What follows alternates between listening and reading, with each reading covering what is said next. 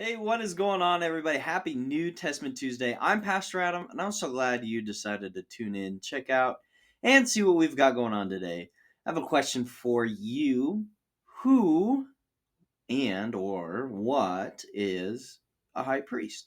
Who is the high priest? What is the high priest? What do the high priests do?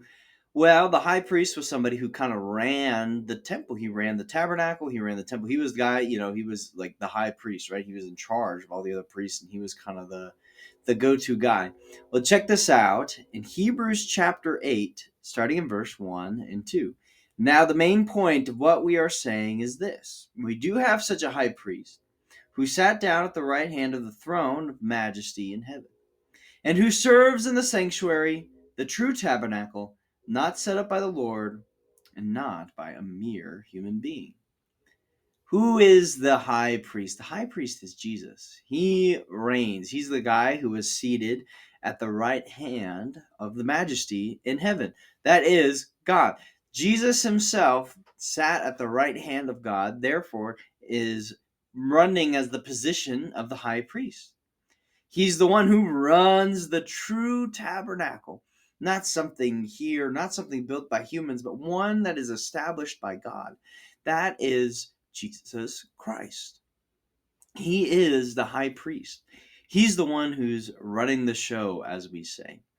So, what does this mean for you and me? Well, some other Christian denominations or anything else kind of have somebody who functions as a high priest, etc., etc., etc. What I want to challenge us with is, if Jesus is our high priest, then he's the one who's in command. He's the one who's, again, running the show.